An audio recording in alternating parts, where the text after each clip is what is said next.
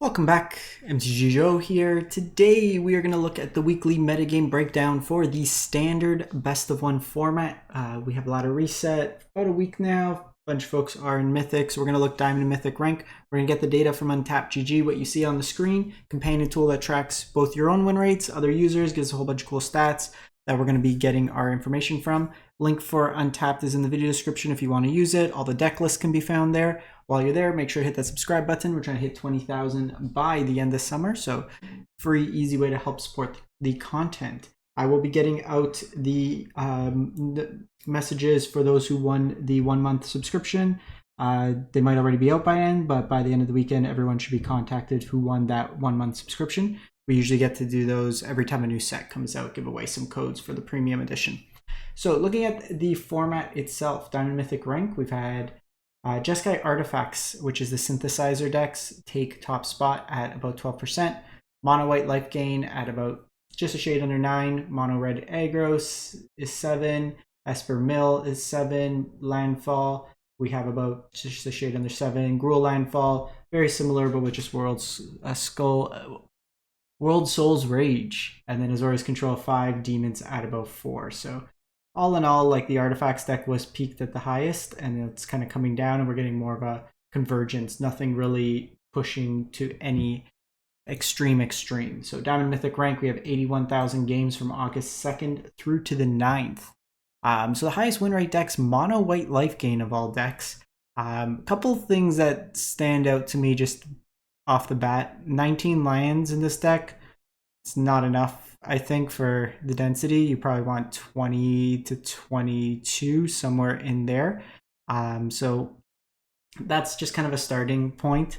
I would play at least one more land in this deck. Probably just get rid of the authority of the consoles. This version, while mono white, you're seeing Starting Town in here. My assumption is because you can self-inflict damage to give Essence Chandler flying. I believe there's all the pain lands, I think, rotated, so we don't have access to them, so this would kind of be that concession to being able to do so there. The core of the deck, you do want to try it as much as possible. Have a Leyline of Hope in your opener, so it comes to the battlefield, gains you extra life. Then you just have a bunch of ways to gain life. So Healer's Hawk on combat, ETB with the Sanctifier, Leon and Vanguard if you have 3 or more creatures, Rune Lurker Bats. So whenever you gain life, Johnny's Pridemate and Essence Chandler both get bigger. And then you have Halia, Guided by Light, so another kind of soul warden effect. And then if you gain 3 or more life for the turn, you get to draw a card. I would actually probably play like a 3-2. I think Halia, just this deck is inherently missing out on ways to draw cards. Now that Knight Errant of Eos has rotated, so it's another way, along with the Exemplar of Light, to just draw you some cards in that respect. Only removal in the deck is Sheltered by Ghost. But it's just trying to win out in the aggro mirrors where you can kind of outpace your opponent on life gain. We have Orzhov Raised Past or Orzhov Sephiroth. So this deck here is looking to play what's referred to often as an aristocrat's strategy, having things die for value, kind of nickeling and diming. So you have your Blood Artist effects, Vengeful Blood Witch. When a creature dies, opponent loses a life, you gain a life. And then Sephiroth, same ability, but with Sephiroth also can draw you cards. If you trigger the ability 4 more times in a turn, you flip it, you get a permanent emblem with that effect, and you get a 5/5. With the deck, you're trying to use things like Snarling Gorehound to put cards into your graveyard, and then just things dying naturally. Infestation Stage leaves a body behind, Nesting Bot. You can sacrifice your creatures with Umbral Collar Zealot, another way to put cards in your graveyard. Bartholomew. Servandin gets bigger when things die, and then gain you seal life, and then also can be removal when it's 4 more power. Kind of cool where if it's 4 more power, you can just sack it on command to just have removal in that sense. And then eventually you'll raise past, get them all back, and then sacrifice them again for value. Temur Battlecrier, 62%. So this deck here is built around Temur Battlecrier, convenient enough combo name. So 3 mana, 4/3, and then during your turn, spells cost 1 less for each creature with power 4 or greater. So with the combination of like Outcast or Trailblazers, they can generate and net you mana, you get cost reduction, and you kind of just chain together spells. Cactus Folk Sure Shot can give your creatures haste if with power 4 or more, Roaming Throne eventually can become free. Same with Anti-Causal Vestige. Usually you'll either want to name Human or Druid for the Outcaster Trailblazer to draw you extra cards, or Dragon for Dragon Hawk. So then you can exile the cards and then just ping your opponent for a whole bunch of damage. There's also kind of the combo line with Devastating Onslaught. Every 2 creatures with power 4 or greater you have will allow you to create a free copy. So then it's just a big mana sink, make a bunch of creatures that get haste till the end of the turn, smack your opponent for lethal. A little bit of interaction between Torch Tower and Abrade, ramp with Llanowar Elf and Lumbering Worldwagon. Esper Origins helps you kind of clean up and set up your draws. So we have Boros Burn. This one's at 60%, but this mana base is very much lacking. So we're just going to take a look at kind of a cleaner version here. So this is from Chong Feldman. They got Mythic, 37 and 17. Pretty close to the same list, but just much cleaner mana base. Like there's a bunch of dual lands. You should be playing those. Playing basics, especially Island Plains, is not the most ideal. So this deck here, Bolt Wave, Boros Charm, Lightning Helix, just a bunch of cards to point face, deal damage to your opponent. Monastery Swiftspear is gone, so Grease Wrench Goblin is taking its place. 1 mana 2/1 that has the upside to kind of late game discard up to 2 cards and then put a counter on it. And then you get to kind of draw from there. So loot basically away lands late game. But then you're just your mono red package. Prowess effects with like Emberheart, Slick Shot, Hired Claw, Opera Love Song for some card advantage, Nemesis, and Nova Hellkite. Nova Hellkite basically for War Peer, just a way to kind of cheat in some more damage. So 3 mana, 4 damage. Nemesis, kind of just push through as much damage as possible into your opponent. So we'll take a look there. And then we are going to look at mono green landfall. So this deck here cares about lands coming into play, particularly for Tifa or Mossborn Hydra, as well as the Chocobo here, and then Bristly Bill could put counters. But these are your kind of 2 big hitters. Tifa's power doubles each time a land comes into play. Similarly with Mossborn Hydra, it doubles the amount of counters on it whenever a land comes into play. So it enters with a 1/1 counter to start. This deck here, I was also playing Ride the Shupoof, another kind of Bristly Bill adjacent card. This one isn't as susceptible to removal. And then late game, if you kind of ramp enough, it can be a creature in its own right. This one's looking to add power with things like Titanic Growth. So if you pump this up, it could go to 5 power. You play a land, suddenly goes to 10 power. Ordeal of Nylea plays really nicely with the counters. When it attacks with 3 or more counters, you get to find 3 lands, so it can just push through a whole bunch of damage. Innkeeper's Talent puts counters, Hunter's Talent for fight. The Archdruid's Charm, it's an interesting one. I'd probably play more Chocobos. This one seems to be a little bit less refined, really.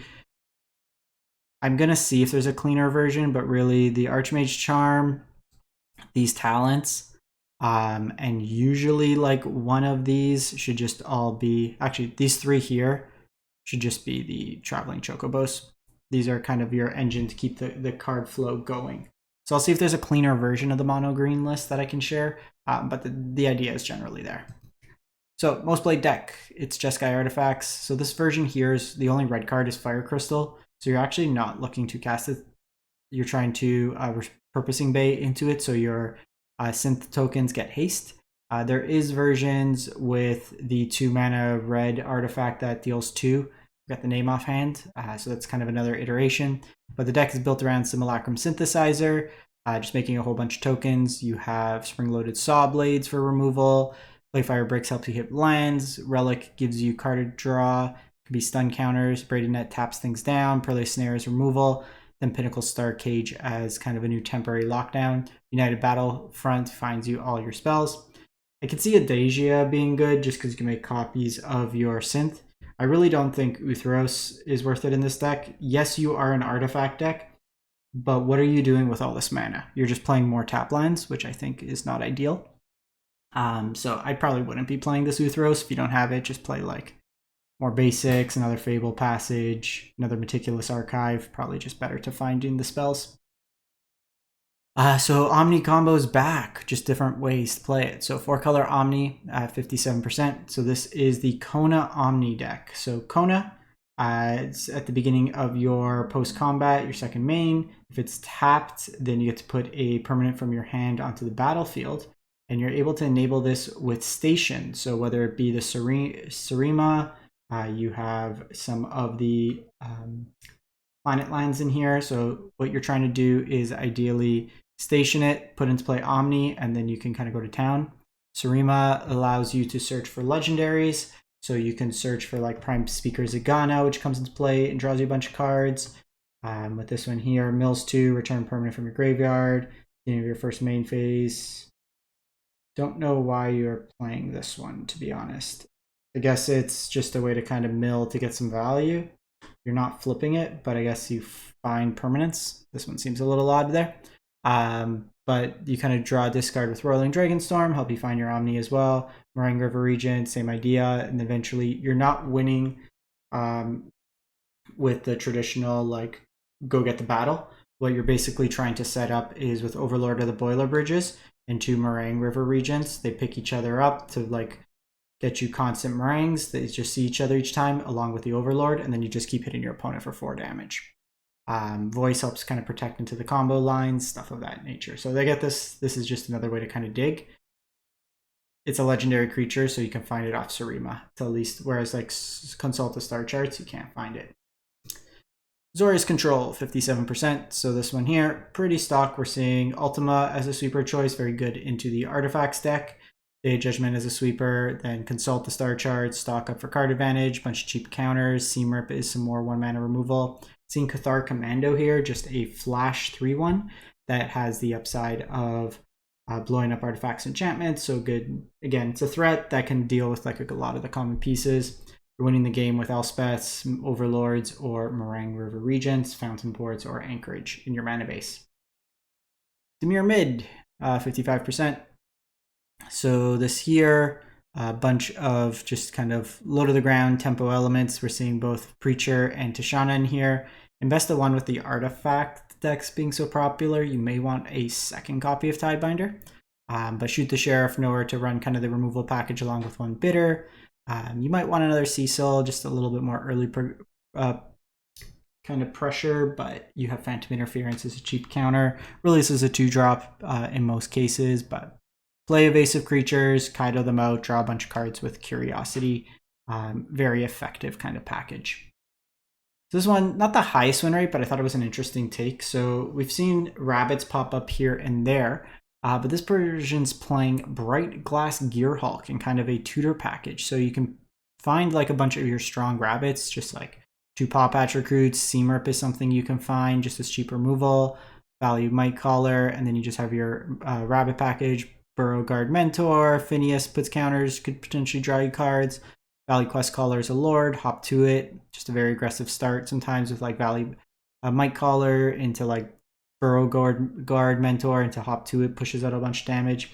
And then Warren War Leader, just offsprings. Then when you attack, you kind of get either pumps or more Rabbits into play. So interesting kind of take there. Selesnya has terrible mana base, so one of the downsides of the color combination.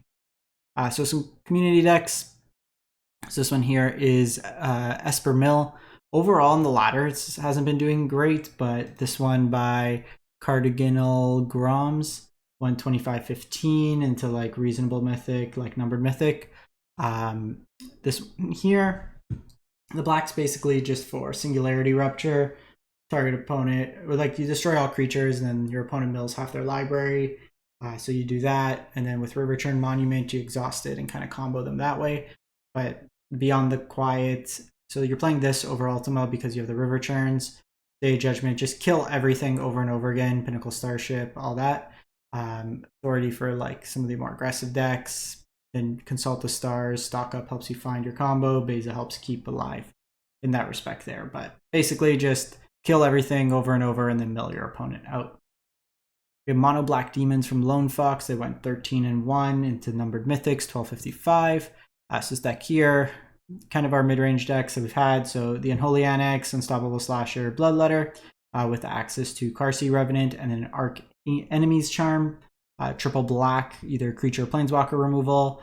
You get to raise dead 2 creatures or planeswalkers from your graveyard to your hand.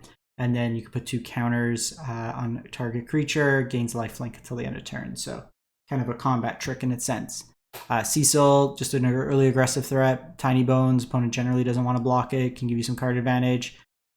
Deep Cavern Bat for hand hate. Then you have Tragic Trajectory, Shoot the Sheriff as removal, and then some incidental graveyard hate with Ghost Vacuum. Seeing 1 black planet, Susur, Secundi, Void Altar, so 12 to get it going in terms of station, and then you can pay 2 mana and pay 2 life, sack creature, draw cards equal to its power, however only at sorcery speed. So late game could just be a way to draw a bunch of cards. And then we have another cool one. This one is from Bone Clone 5334. They're just hovering around like the 1,000-ish mythic with this. So it's Naya, but it's like Naya Aurora Boreid counters kind of theme. So some cool cards that take advantage of counters. So like Warden of the Grove, any creature coming in comes in with the bolsters based on the number of counters, or sorry, endures, not bolsters. Like Nim Pakal, whenever one or more creatures you control attack, you get that many creatures where it's power. So with the Ouroboros puts counters on an Nim Pakal, you stack your triggers, then you attack, and then you just get extra triggers that way. Same with Halana and Alana, puts counters, gives haste. So kind of cool there. Sky Knight can just be an evasive one. Since the counters go on it, once it has 3 or more counters, it gets flying, so push through damage. Hemosymbic Might, when it becomes tapped, it puts its power to another creature. So lots of kind of cool ways to get some value out of there. Innkeeper's Talent for the counters theme, trample effects with like Paw Patch and Frenzy Baloth. Dawn's Truth gives hexproof for an indestructible to your creatures as well. So sweet little list there. I will say in best of 1, did not see any Izzet. Best of 3, it is literally like the Arena Championship. 54% is VV Cauldron. So 20 out of the 37 competitors are playing VV Cauldron compared to this. So do with that info what you might. We'll catch you next week. Thanks for watching. Hope you have a great one. Stay safe out there.